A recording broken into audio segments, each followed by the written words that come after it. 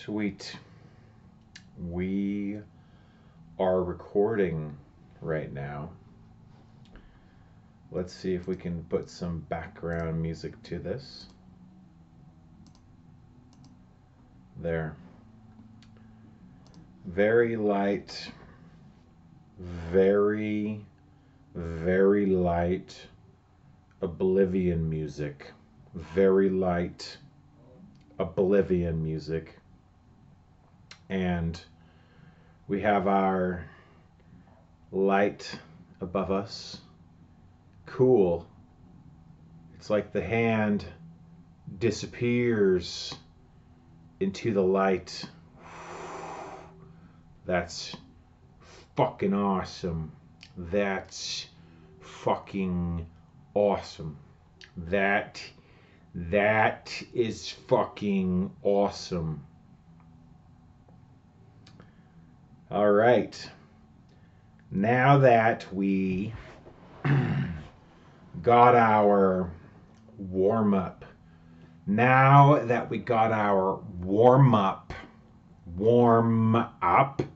out of the way, now that we got our warm up completed, not out of the way. We weren't trying to get it out of the way. We were utilizing that warm-up period to get us to the place where we can operate from, to get us to a place from where we wish to operate. And that place is here. Welcome back to another edition of The Way of the Daniel. It is April 18th, 2026.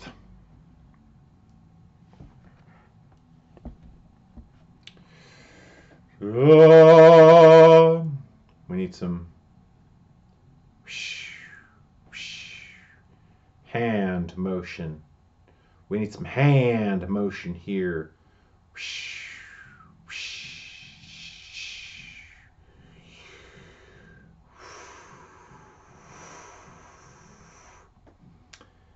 April 18th, 2026, 1:25 p.m. Mountain Standard Time. And your astrological weather forecast is, most importantly, we have a waxing new moon energies. Moon at 16 degrees Taurus, Sun at 28 degrees Aries, Mercury 5 degrees Aries, Venus 23 degrees Taurus, and Mars at 6 degrees Aries. Pretty funny there, looking at the screen I'm looking at. We have this flip-flop of Aries, Taurus,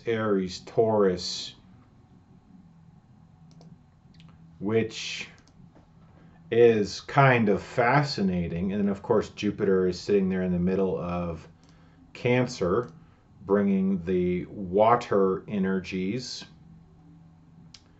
So lots of Taurus and Aries energies. Uranus is at Taurus also, Saturn and Aries. And then a little bit of Cancer with Jupiter.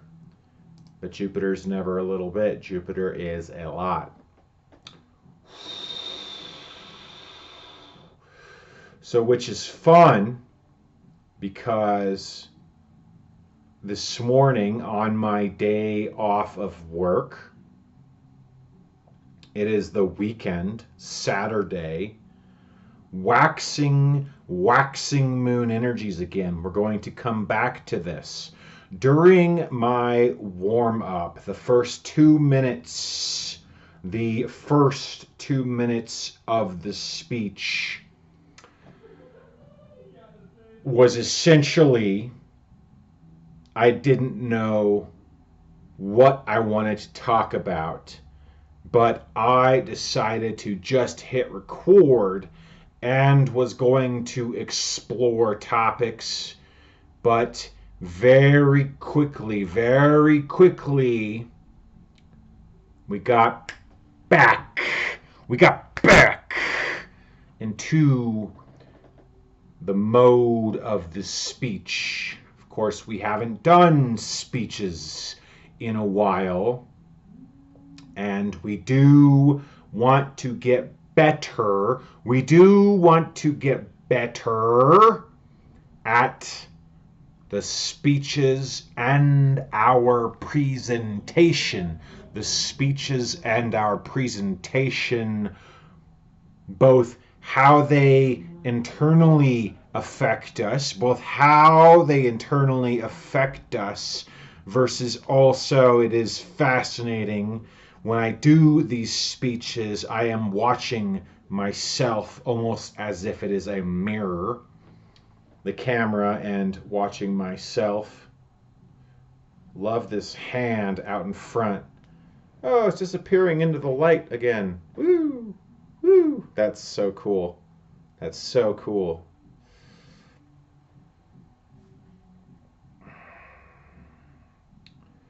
Waxing new moon this morning. Very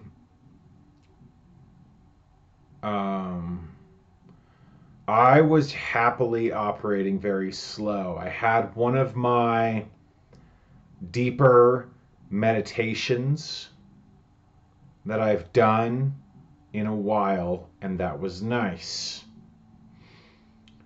So, been exhausted over the past couple days, or quite tired, but I am enjoying. I'm doing DoorDash for employment, and we're enjoying that. Got a good system going on, but these waxing new moon energies, the reason I keep bringing this up, the importance, so crazy how much the things you do, the information you consume, the choices you make over this first few days, first week of the waxing moon really set the stage. They set the stage for how the overall moon cycle goes. Most importantly, what momentum is built for which activities, which habits are formed, what momentums are built. So huge to choose healthy, wise choices. And go slow. And go slow. And go slow. I will give you an example.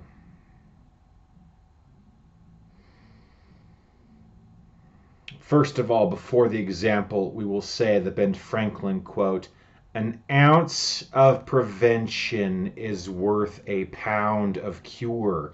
An ounce of prevention is worth a pound of cure.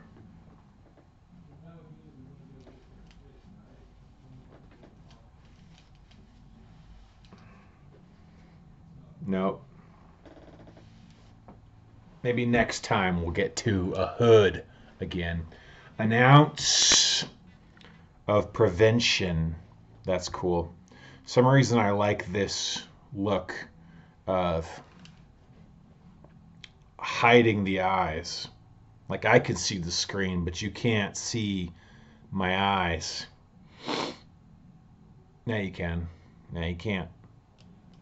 An ounce of prevention is worth a pound of cure, i.e., we go slow in this budding new moon cycle, and choosing to do nothing is frequently better than losing your mind into automated behavior, losing your awareness, rather than trying to do a bunch of shit, doing a few smart things that you are wholeheartedly agreeing within yourself to do is best. I'm going to get to the example I talked about in just a second because we got more side stories. Right effort. Yours truly, Sir Daniel of The Way of the Daniel, the Wanderer, the Explorer, the Mystic.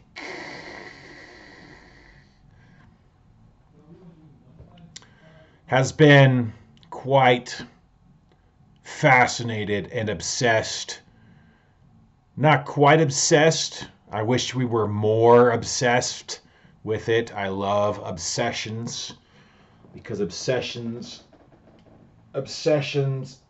done rightly, is extreme perseverance. And I just think there's this obviously is seen in my chart, so not everyone loves obsessions, but to me obsession is this beautiful image of a relentless pursuit of something great.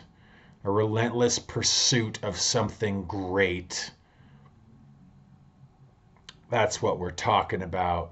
When we say obsession. All right. And right effort. We've been honing in on this. It is the Buddhist principle I'm talking about, but that is where my recent idea for returning to the speeches is to really explore this topic and try to get into it more, is right effort. The right effort. Can you witness right now in the way I attempt to put out an ideal delivery of the speech, trying to get at that right effort, which is why we rehearse and do it again, is because we're trying to nail that right effort. Not try hard and die hard. Not burn yourself out, friction, frustration. But we can talk more about that later. This example I was going to give about something.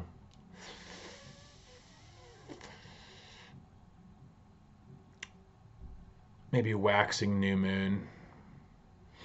Yeah, so the example is the speeches here. This first speech. I did one a couple days ago, so that was good. But before then and today, it's been a while. And so this first speech at the waxing new moon, obviously you haven't done it in a while. It is no longer what we say a habit. It is no longer in the pattern of our activities. So it takes a little more patience, a little more conscious intent and quasi effort. We'll say quasi effort because in these new moon energies, especially today, we are anti effort. Lots of chilling, laying around. So this blend of Aries and Taurus energy is kind of fascinating. It could very well be like, I'm going to put in a little effort here and then take a long break. And then maybe I'll have an idea of I'm going to do something later, but it's just one thing. And we're not going to do it until it is the right time, until we are fully prepared, mentally, energetically prepared, or whatever it is that clicks inside us and says, okay, now it's go time. Now it's go time. So, going back to this example with the speeches, with the example with the speeches. If I were to do another speech tomorrow, and then after that, if I were to do another speech the day after, pretty soon, it would become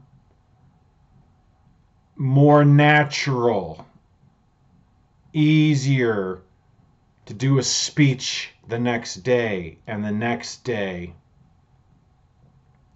And I'm going to say sort of because there's something else going on. I don't want to get too far off topic, but it's a big one. It's a big one. Dealing with consistency. But ideally, the impetus to show up again for another speech of the way of the Daniel will become easier, more natural. Before I even do it, my mind might start thinking about doing it more. My mind might start generating some more topics of what we want to do. My mannerisms might get more confident in what I am presenting, more confident in what I am presenting. Now, I will give the caveat, the other thing going on, it's a riddle I'm going to write down in my notebook. Riddle right now. Riddle me this. Because the other thing that we face that occurs, and I don't know yet where the difference is, and it will tie into potentially right effort. But the other thing that we face is trying to build new habits.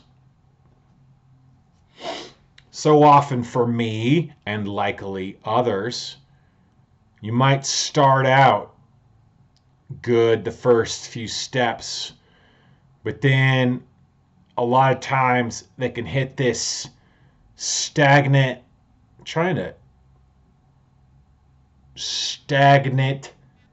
plateau grind where it becomes like a chore, a monotonous chore of, oh, I gotta go do this again, huh? This monotonous chore. And that is the other thing that can occur, and that is frequently, the number one killer of attempting to establish new habits. The other one's distractions, obviously. You get distracted, you go do other shit, and then the budding habit dies out because you didn't give it enough to fully take flight. You didn't give it enough to fully take flight. Man, this is cool, actually. The slowness of the Taurus with a few drill instructor gustos of the Aries. It's kind of neat.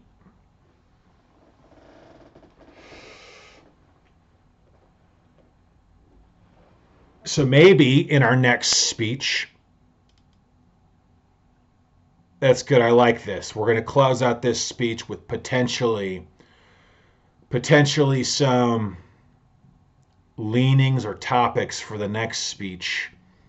Every speech we want to do a series about right effort, which I figured, hey, trying to do a bunch of speeches every day maybe is too hard, but saying, hey, I'm going to do a 3-speech series, a 5-speech series, that seems more doable. But anyway, I want to leave here with potential topic for next time is exploring this riddle of how these things turn into not a pleasant grind. This is fun too. From the side.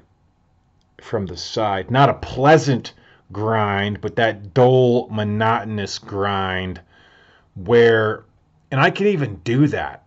I'm fascinated by the concept of dull, monotonous grind, of just doing it again, going over it again, which is what one astrologer said is very much Saturnian energies. It's very much how you continue to lay the foundation again. You cement whatever it is you are wanting to develop again. You go over it again. But we are curious how to face, avoid, I don't know what the right word is right now, the potential when things start to become the dull, monotonous grind. And that could very well just be as a time to take a little step back and maybe change it up a little bit. Maybe just take a step back, take a break from it, and maybe change it up. That could be the same thing when people lift weights and they hit a plateau. A lot of times you got to change it up. I don't know. We'll see where it goes. Maybe that'll be in our next speech. Until then, I bid you adieu. Coming at you from the west side. No. There we go. Live long and prosper, and may the force be with you. Deuces.